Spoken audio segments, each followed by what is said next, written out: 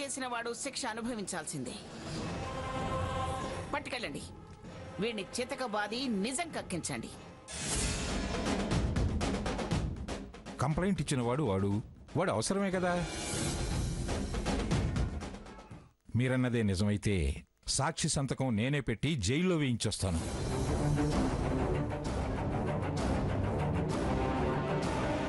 నిర్దోషైతే తిరిగి తీసుకొస్తాను.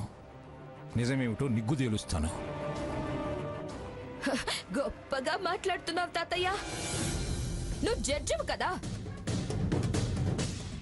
నీ మనవడు కదా అని వాదించి విడిపించడానికి వెళ్తున్నావా?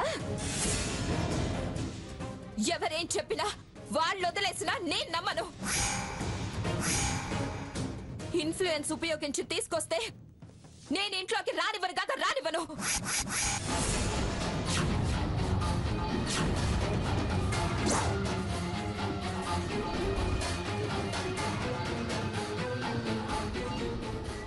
తప్పును నేను సమర్థించను. వాళ్ళు చిన్నపిల్లలు కాబట్టి నేను వెళ్లాల్సి వస్తుంది.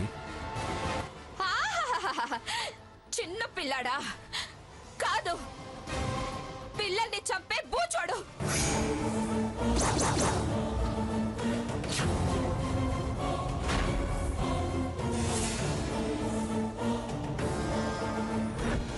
తల్లుల్ని చంపాలని చూసే వేటగాడు.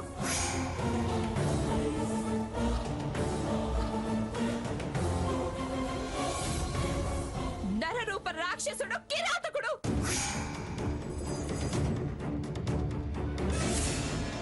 తీసుకెళ్ళండి.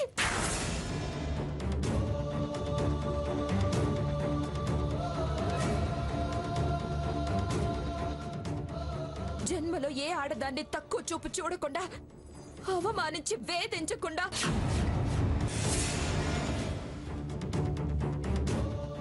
నాలా తల్లుల్ని కాకుండా చేయకుండా జన్మంతో గుర్తుండేలా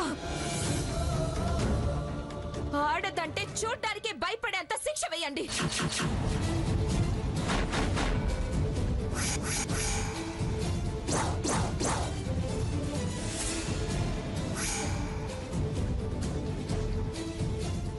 చితక బాదండి. పందిరి గుంజల్ని అడ్డంగా కోసాడు. వీణ్ణి నిలువన చీరండి.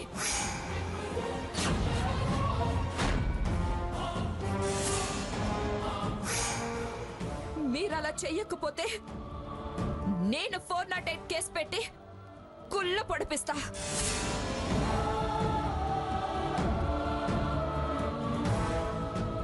హత్య నేరం కింద జీవిత ఖైదు పడేలా చేస్తా.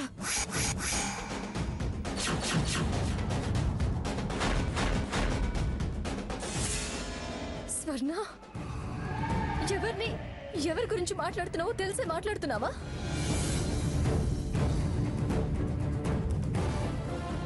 అంతంత మాటలని రేపు సాకేత్కి ఈ జరిగిన విషయాలకి సంబంధం లేదని తెలిస్తే ఈ మాటలతో అతని మనసు కలిసి వేస్తుంటే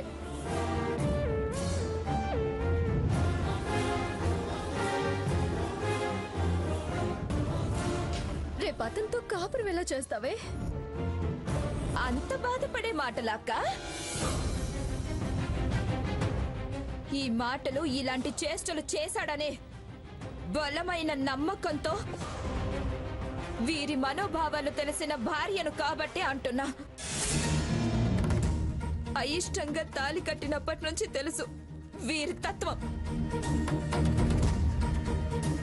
అయినా ఎన్నో రకాలుగా ఎన్నోసార్లు చిత్రవద చేసిన ఇంతకాలం నేను కాపురం చేశాగా.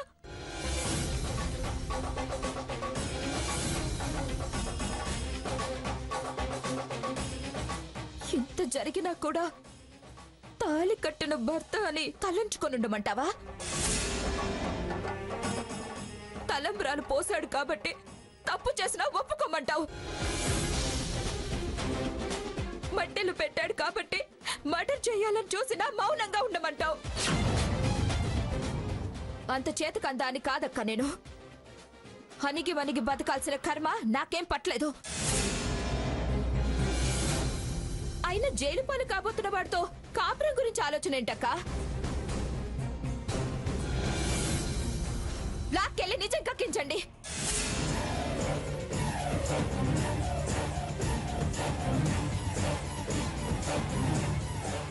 అమ్మమ్మ గారు, నేను కల్పించుకోను, విడిపించను. నేనేమన్నా అనుకుంటానో అంటానో మొహమాట పడద్దు. మీ మనవణ్ణి మీరు రక్షించుకోవచ్చు. నువ్వేం తప్పు చేయలేదురా అని మెచ్చుకోవచ్చు.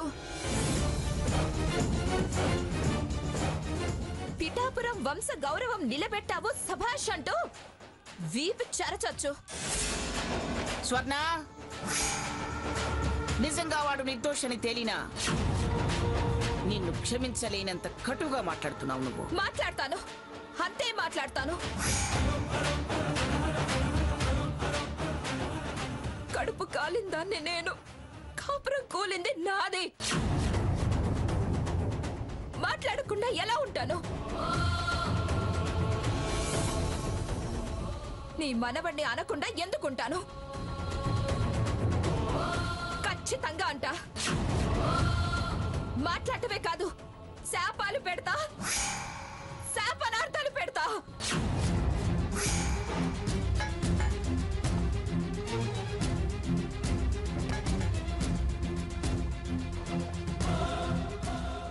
నాకింత అన్యాయం చేస్తే నేనెందుకు మౌనంగా ఉంటాను? నా దుఃఖమే నిలువున ముంచెత్తుతుంది.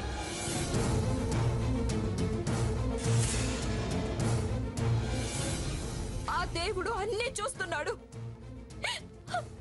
ఏ శిక్ష వేయాలో ఆయనకి తెలుసు.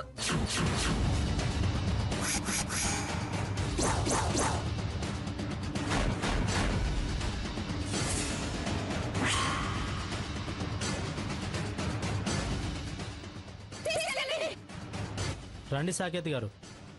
పదరా రఘురామ్, రా.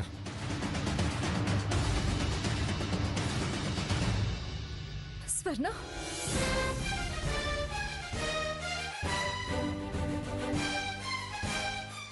ఏమిటి మంగమ్మ ఇది?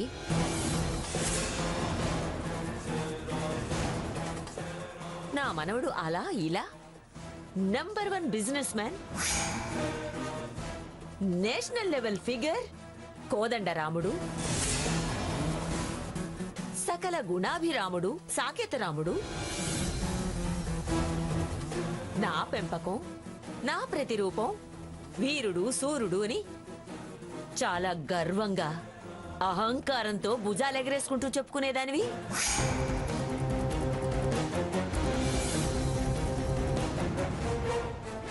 ఇప్పుడేమైంది?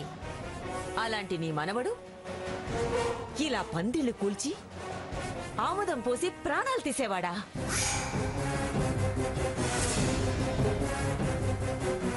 పిఠాపురం వారి కమతం అంటూ కళ్ళు తిప్పుకుంటూ మాట్లాడేదానివి. ఈ చిల్లర పనులు, బజారు పంచాయతీలు ఏమిటి? కట్టుకున్న దాన్ని కాటికి పంపే దుర్మార్గాలేమిటి? కడుపులో పిండాన్ని పిసికేసే రాక్షసత్వం ఏమిటి? భాగీరథి,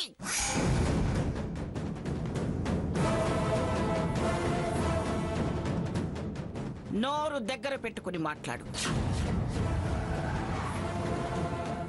వాడు నేనన్న అన్ని లక్షణాలు ఉన్నవాడే.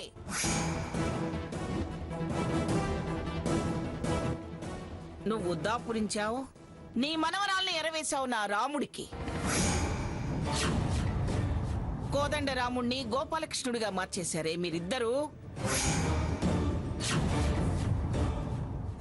రాముడైనా కృష్ణుడైనా పురాణ పురుషులు, వాడు మగాడు. అందుకనే మీరు వలవేసి దీని మోజులో పడేశారు. చేసిందంతా చేసి నంగనాచిలా నన్నెక్కిరిస్తావేమే? తప్పు మీద పడింది కదా అని తక్కువగా మాట్లాడకు.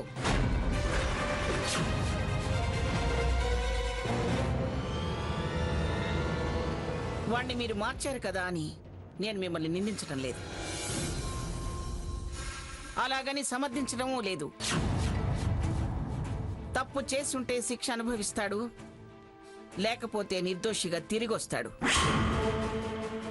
వాడు ఏ పాపము ఎరుగడని తెలిసినప్పుడు అప్పుడు చెప్తా మీ పని.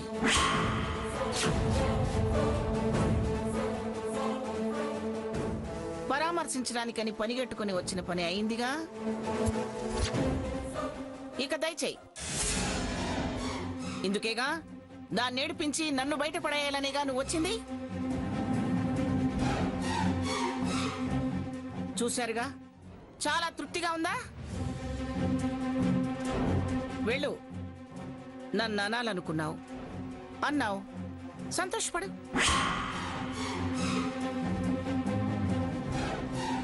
ఏయ్, ఈ సంతోషం శాశ్వతం అనుకోకు. నా మనవడు మనవరాలు శాశ్వతంగా విడిపోతారని నువ్వు అనుకోవద్దు. మీరు మళ్ళీ వాణ్ణి దక్కించుకోవచ్చని ఆశ మాత్రం పడకండి.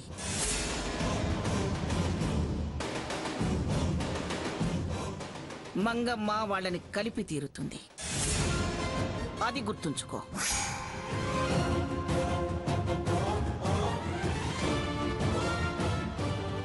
చూడు, అటు చూడు మంగ. కలుపుతానని కబుర్లు చెప్పడం కాదు, మిమ్మల్ని కాదనుకుని వెళ్ళడానికి, కాలు నీ గడప దాటి బయట పెట్టడానికి వచ్చింది చూడు. స్వర్ణ, ఏంటి ఇది? ఎక్కడికి వెళ్తున్నావు? ఎక్కడ భయం లేకుండా బతకగలను అక్కడికి. ఎక్కడ ప్రశాంతంగా కునుకు తీసే అవకాశం ఉంటుందో అక్కడికి. ఏం ఆశించి ఇక్కడికి వచ్చానో, ఎంత ఆశపడి ఇక్కడికి వచ్చానో, అవన్నీ కళ్ళలైనప్పుడు, ఈ ఇల్లు కత్తులు బోనైనప్పుడు, క్షణక్షణం ఎప్పుడు ఎలా చంపుతాడో తెలియని మొగుడి ఇంట్లో ఉన్నప్పుడు, ఎలా ఎలా ఇంకా నేను ఇంట్లో ఉంటాను.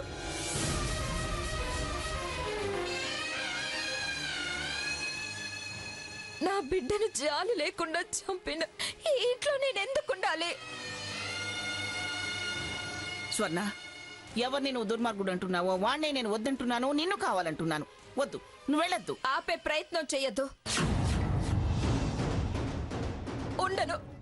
ఉండలేను. మీరు ప్రేమ పంచి పెంచిన పెంపకం నా పాలిట మృత్యువవుతున్నప్పుడు నేనెందుకు ఉండాలి? అయినా ఇంత జరిగాక నన్ను ఎలా ఉండమంటున్నారు?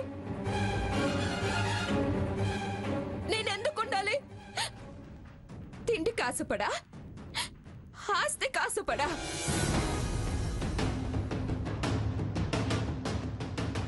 అయినా నన్ను ఆదరించే వాళ్ళు లేరనా? కూటికి గుడ్డకి నీడకి కరువైపోతానా?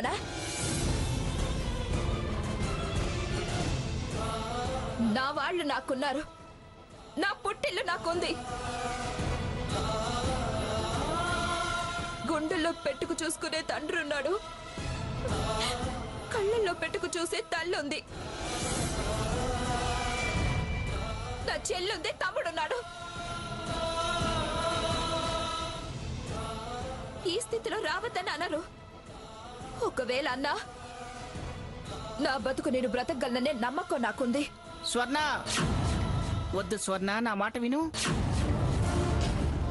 ఇక్కడ నీకు స్థానం లేదని నేను అనలేదుగా. నీకెక్కడా చోట్లేదని నేను ఇక్కడ ఉండమంటలేదు.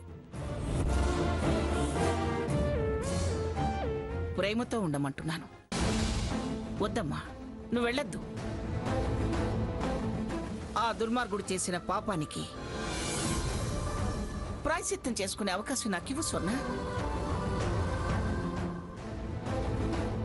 ఎందుకు ఎందుకు మీరు ప్రాయశ్చిత్తం చేసుకోవాలి? బిడ్డల్ని కంటారు కానీ రాతల్ని కనరు అంటారు. అలాగే అతని తరపున మీరు క్షమాపణలు ప్రాయశ్చిత్తాలెందుకు? నా భయం నన్ను ఇక్కడ ఉండద్దు అంటుంది. అందుకే ఎక్కడ నా బ్రతుక్కి రక్షణ ఉంటుందో అక్కడికే వెళ్ళాలనుకుంటున్నా.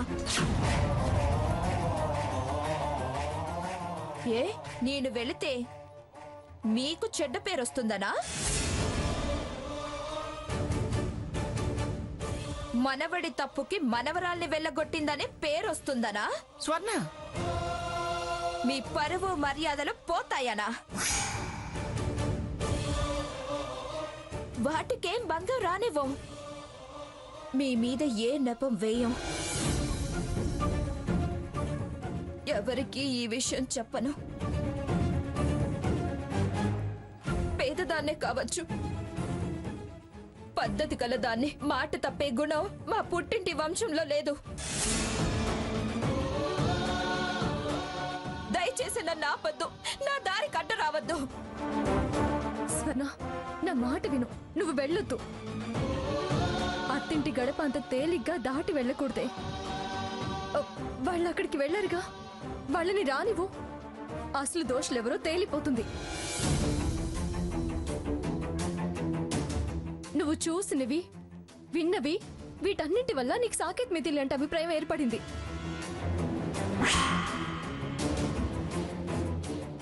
అదే నిజమని ఫిక్స్ అయిపోతే అక్కగా నేను నీకు అబద్ధం చెప్తానా? నీకు నేను ద్రోహం చేయాలని చూస్తానా? నీ సందేహాన్ని పూర్తిగా నివృత్తి కానివ్వు. నిజంగా సాకేత ఇదంతా చేశాడని రుజువైనప్పుడు నీ నిర్ణయాన్ని మార్చుకోమనను. అందాక ఓపిక పట్టు. ఇప్పుడు ఈ పరిస్థితిలో మన ఇంటికి వెళితే నాన్న ఎలా రియాక్ట్ అవుతారో తెలియదు. ఆయన ఆరోగ్యం గురించి మనకి తెలిసిందే కదా. కాస్త ఆలోచించు.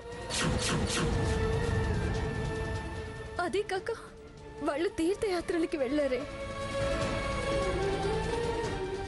ఈలోక అనుమానాలన్నీ పటాపంచలైపోతాయి. నిజంగా నీ వాదనే నిజమని తేలితే నేనే నిన్ను మన ఇంటికి తీసుకెళ్లి దిగబెట్టొస్తాను. లోపలికి వెళ్దాంరా. వద్దక్క, వెనక్కి తిరగను. ఈ ఇంట్లో నేను ఇంకొక క్షణం కూడా ఉండలేను. నాకు నీ అంత ఓపిక సహనం లేవు. ఆ విషయం నీకు తెలియంది కాదు. వెనక్కి తిరిగి ఎలా ఉండగలను? చెప్పక్క, చెప్పు. అక్క, ఏముందని? కాపురం అంటేనే నమ్మకం. ఆ నమ్మకం అపనమ్మకమైంది. ఆ నమ్మకమే ద్రోహం చేసింది. ఆ నమ్మకమే నా ప్రాణాలు తీయాలని చూసింది. నా ప్రేమను ఈసడించుకున్నా ఆయన్నే నమ్ముకొని ఈ చూరే పట్టుకొని వేలాడా. నిందులేసి అనరాని మాటలని మెడపెట్టి గేట్ అవతల దాకా గెంటినా మళ్ళీ తలుంచుకొని కాళ్ళు పట్టుకు బతిమిలాడి మామాడి మనసు చంపుకొని ఈ ఇంట్లోనే పడున్నా. మారాను అంటే ఆనందపడ్డా, దీంతో కలిసి లేచిపోతే కంగారు పడ్డా.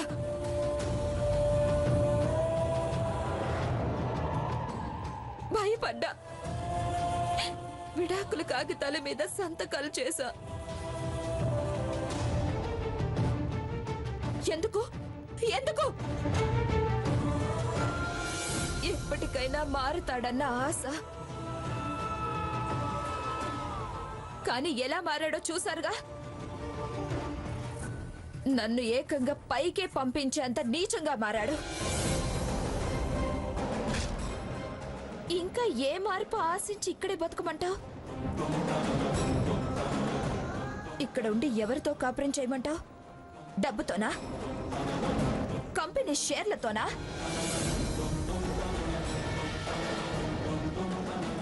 రేపు నాకు మనోవర్తిగా ఇవ్వబోయే ఆస్తితోనా? కార్లతోనా? బంగళాలతోనా?